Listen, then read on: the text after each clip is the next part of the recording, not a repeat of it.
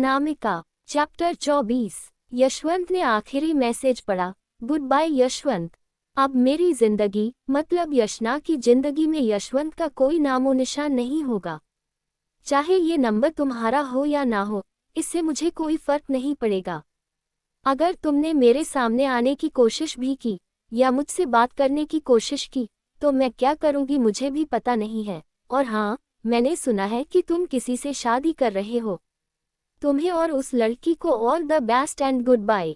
प्रियंका बोली, मैंने ही उसे कॉल किया था और उससे कह दिया कि हम दोनों की शादी होने वाली है और वो आदर सहित इस शादी में आने के लिए आमंत्रित है। पर वो कहने लगी कि उसकी शादी तो हो चुकी है, अब तुम्हारा और उसका कोई लेना देना नहीं है। अब तुम क्या करोगे? उसे जबरदस्ती अपने साथ शादी करने के लिए मनाओगे? तुम्हारा प्यार हार चुका है यशवंत। अब तुम्हारे सामने सिर्फ मैं अकेली ही खड़ी हूँ और तुम्हें एक अच्छा सा ऑफर भी दे रही हूँ। मुझसे शादी कर लो और ये सारा पैसा और वो कंपनी भी तुम्हारी होगी, है ना पापा? प्रियंका के मुंह से ये आखिरी शब्द निकले ही थे कि उसके गालों पर एक जोर का थप्पड़ पड़ा। ये थप्पड़ विमल जी ने उसे मारा था। वो हैरान होकर उन्हें देखने लगी तो विमल जी बोले, अगर बचपन में ही तुम्हें ऐसा थप्पड़ मार दिया होता तो तुम इतनी बिगड़ती नहीं। प्यार करने वाले लोगों को इस तरह से अलग नहीं करती। वो यशवंत की तरफ देखकर बोले, सॉरी यशवंत, मुझे पता नहीं था कि मेरी बेटी इतनी बिगड़ी हुई है।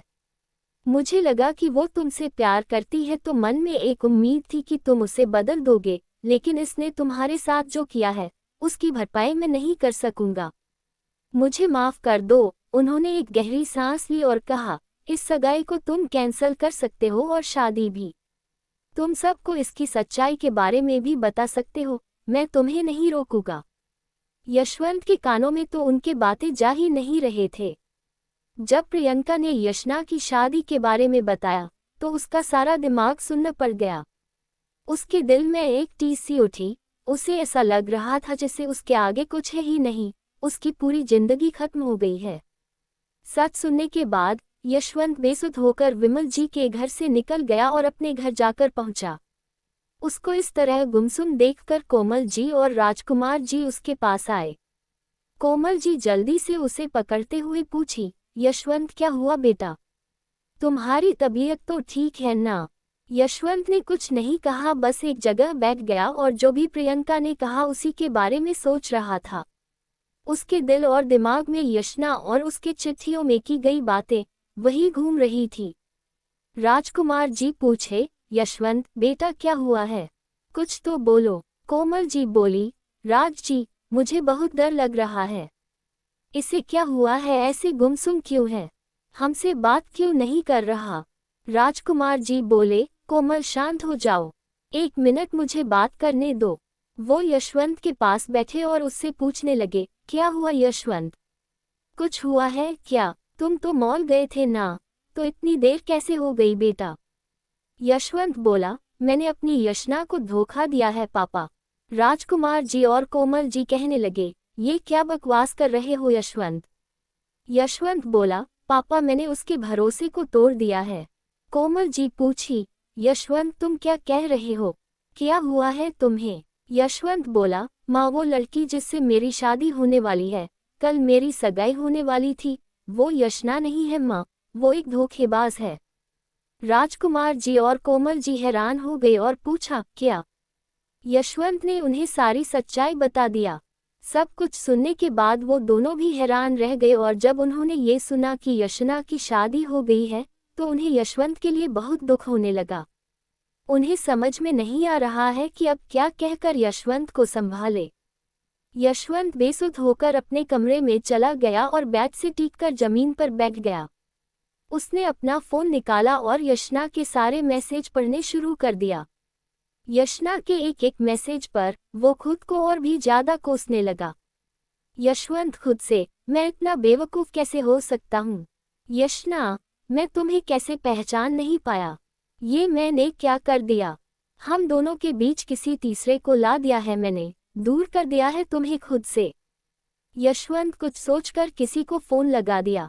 दूसरी तरफ से उसका दोस्त बोला, क्या हुआ दूल्हे राजा, इस वक्त मुझे कैसे याद किया? यशवंत पूछा, तुम खुद को मेरा दोस्त कैसे कह सकता है? तुम ही थे ना जिसने प्रियंका को मेरे फ़ोन के सारे मैसेज और वो चिट्ठियाँ दी थी। क्यों किया ऐसा? वो दोस्त बोला, सॉरी। उसने यशवंत को सब बता दिया। उसने मुझसे वादा किया था कि वो मुझे जॉब में। यशवंत पूछा, और तुम बिक गए? वो दोस्त बोला, यशवंत मेरी बात।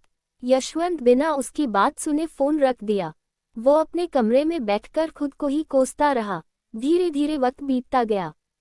सारे लोग अपनी जिंदगी में वापस जाने की कोशिश कर रहे थे, लेकिन वही यशवंत अभी भी खुद को कोसता ही जा रहा था।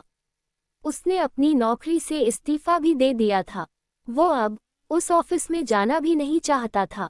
एक दिन विमल जी यशवंत के घर आए और यशवंत से बात करने के लिए उसके पास गए। यशवंत उन्हें देखकर बोला, सर मैं अपना इस्तीफा वापस नहीं लूंगा। विमल जी बोले, जानता हूँ, पर मैं यहाँ पर तुम्हें ऑफिस वापस भुलाने नहीं आया हूँ।